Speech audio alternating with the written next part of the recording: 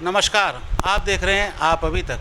आज हमारे साथ सत्ता के गलियारे में राज्य मंत्री और सभापति राकेश यादव जी हैं। और क्योंकि चुनाव 2022 का भी आज हम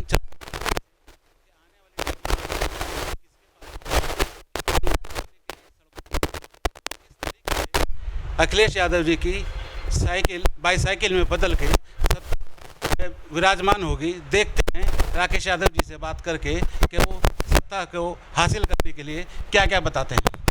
राकेश यादव जी, आप अभी तक हैं और 2022 आने वाला है। बहुत धन्यवाद आपका। वर्तमान में जो भारतीय जनता पार्टी की सरकार है, चाहे देश में हो चाहे प्रदेश में हो, वो जन विरोधी सरकार है। और प्रदेश की सरकार ने गरीबों के लिए, किसानों के लिए, बेरोजगारों के लिए और मज़दूरों के लिए कुछ भी नहीं किया आज तक। युवाओं के लिए, विद्यार्थियों के लिए, महिलाओं के लिए कोई भी उनके पास ऐसी योजना नहीं बनाई है जो उन्हें लाभ मिल सके। केवल उनके जो नारे हैं उसी पर चलते हैं। उन्हें प्रदेश की जनता से कोई मतलब नहीं है। इसलिए अब की बार प्रदेश की जनता ने मन बना लिया है कि समाजवादी पार्टी को जो है लाएंगे, अखिलेश यादव की सरकार बनाएंगे, तभी ये जन विरोधी सरकार को गिराकर लोगों के भावनाओं के अनुरूप सरकार बनाने का गठन करेंगे। पिछली बार भी सत्ता में थे और बहुत सारे विकास कार्य अखिलेश सरकार ने करे थे, तो क्या कारण रहे थे? किन कारणों से हम लोग सत्ता से बाहर हो गए थे? क्या कारण थे उनके और उनसे कैसे? मैं समझता हूँ लोकतंत्र में प्रदेश में जितनी सरकारों का गठन हुआ है, उसमें जो अखिलेश यादव की सरकार बनी थी उसने सबसे ज़्यादा विकास कार्य किए प्रदेश में। और लोग उसे जनहित की सरकार कहते थे। जब भारतीय जनता पार्टी की सरकार बनी, आप तो जानते हो, ये तो माहिर हैं, उसको लोहे को दूध पिला सकते हैं, तो ये तो कुछ भी कर सकते हैं। आप देखिए, इस प्रदेश का और इस देश का किसान बॉर्डर पर पिछले 6 महीने से बैठा है और सैकड़ों किसान शहीद हो गए हैं। प्रदेश और देश की सरकार के किसी नुमाइंदे ने एक भी बार उनके प्रति एक संवेदना का एक शब्द जो है नहीं बोला है। इससे ज़्यादा संवेदनहीन सरकार क्या हो सकती है? आपके बिल्कुल बराबर में बॉर्डर पर बैठे हैं, 6 महीने हो गए हैं, तो आप लोग किसानों की लड़ाई किस तरीके से लड़ रहे हैं?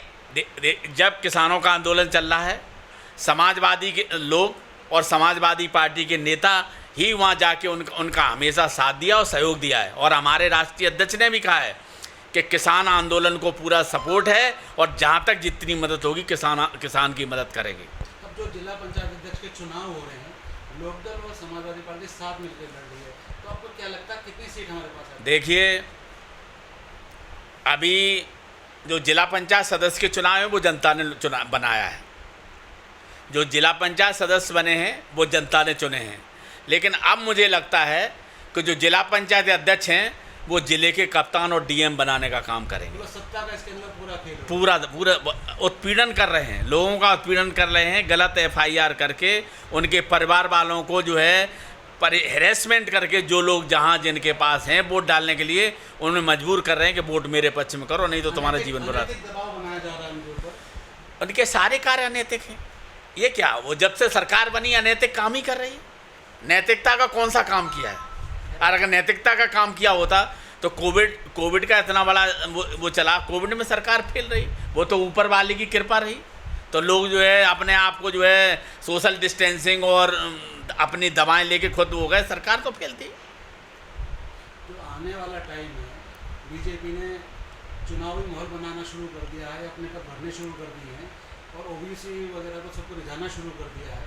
तो आपके पास दलित वोट, मुस्लिम वोट, ये पहले से ही ओबीसी वोट हैं, तो इनके लिए आप क्या कर रहे हैं? प्रदेश की जनता इस भारतीय जनता पार्टी की जो सरकार है उससे आगे जा चुकी है और वो प्रदेश में दूसरी सरकार बनाना चाहती, तो उसके पास विकल्प के रूप में केवल अखिलेश यादव हैं, समाजवादी पार्टी है, और उनकी सरकार बनाना चाह रही है।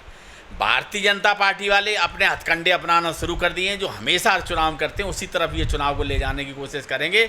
लेकिन मैं समझता हूँ कि अगली बार इस प्रदेश की जनता उन्हें मुंह तोड़ जवाब देगी और प्रदेश में समाजवादी पार्टी की सरकार। और आप लोगों ने विकास करा, तो आपको लगता है कि विकास से उसकी जीत हो जाएगी? नहीं, इनका धर्म और उससे मेरा कोई मतलब नहीं। मेरा मतलब इनकी प्रोपोगंडा से है। ये इस तरीके का प्रोपोगंडा करते हैं लोगों में कि लोगों को गुमराह करने का काम करते हैं। और अब की बार प्रदेश की जनता जागरूक हो चुकी है, वो किसी भी तरीके का हथकंडा अपनाएंगे उसको मुंह तोड़ जवाब देंगे।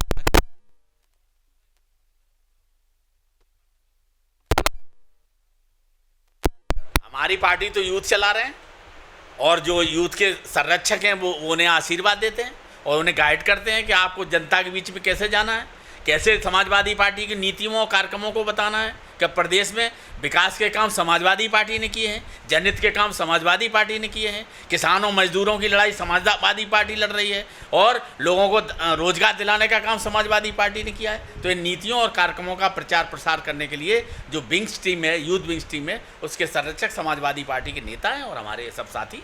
की भी उम्मीद है आपको? अब मैं समझता हूं कि इस समय सबको एक हो जाना चाहिए।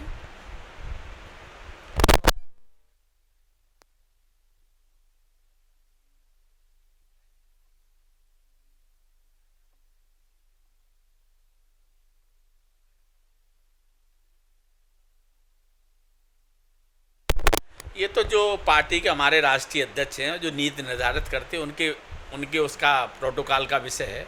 हम लोग तो इतना ही जानते हैं कि लोकदल साथ में है, तो हम लोग कार्यकर्ता, हम लोग नेता उत्तर प्रदेश में कितना प्रभाव? उनके साथ सामंजस्य बनाकर जब चुनाव लड़ेंगे तो मैं समझता हूं कि क्लीन स्वीप करेंगे वेस्टर्न यूपी में।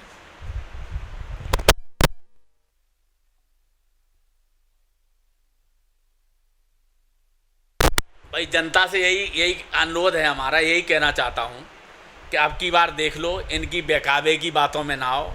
जो पार्टी विकास करती है, जो लोगों के दिल को जोड़ती है, लोगों में बेमनस्ता नहीं फैलाती है, लोगों में भाईचारे अमन चैन कायम करती है, बेरोजगार बच्चों, महिलाओं और बच्चों को सुरक्षा दिलाती है, सरकार उनकी बनानी चाहिए।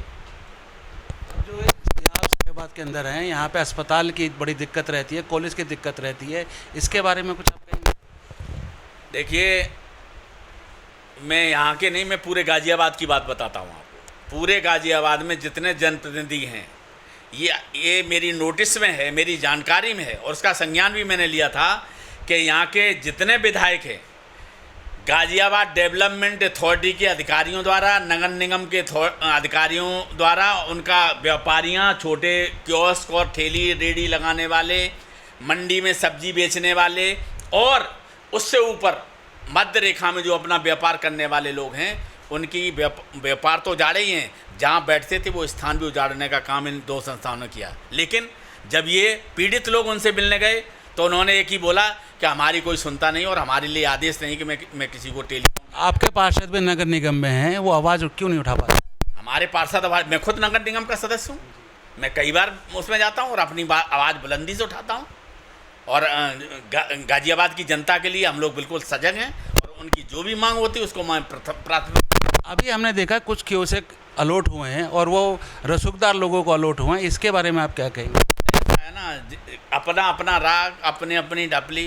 भारतीय जनता पार्टी वाले ढिढोरा पीटते हैं। अब कहीं ना कहीं देखना, अप्रत्यक्ष रूप से इन लोगों ने कहीं ना कहीं इसमें जो है अर्थ का मामला बना होगा, तभी लोगों को अलॉट किए होंगे, चाहे गरीब हों चाहे अमीर हों।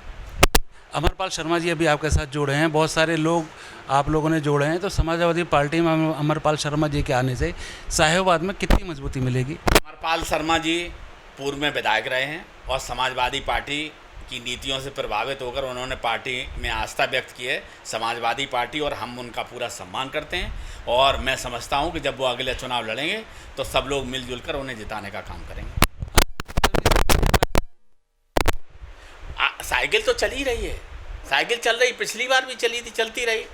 अब ये है कि मैं एक बार आपके माध्यम से ये भी और कहना चाहता हूँ कि जो मीडिया के हमारे भाई हैं, उनकी भूमिका बहुत अहम है इस समय। और देश का चौथा स्तंभ जब जागा होता है तो मैं समझता हूँ कि चोर चोरी नहीं कर सकता है और न किसी के साथ किसी प्रकार का कोई उत्पीड़न हो सकता है। इसलिए मैं आपके माध्यम से प्राथमिकता से कहना चाह रहा हूँ कि मीडिया के भाइयों को पक्षपात छोड़कर निष्पक्षता और निर्भीकता से अपनी बात को रखें, इस देश की जनता को न्याय दिलाने का काम करें। धन्यवाद। ये थे हमारे साथ विधायक जी राकेश यादव जी और सभा में पूरे पद पे हैं और पूरी गरिमा बनाए हुए हैं, और आने वाले टाइम में जिस तरीके से ये बात कर रहे हैं, योगी और भाजपा को टक्कर देने के लिए समाजवादी पार्टी ही एक पूरा विकल्प दिखाई देती है। ये आने वाला टाइम बताएगा कि 2022 में सत्ता की भागीदारी किसके हाथ में होगी। मैं इमरान खान, आप अभी तक गाजियाबाद हूँ।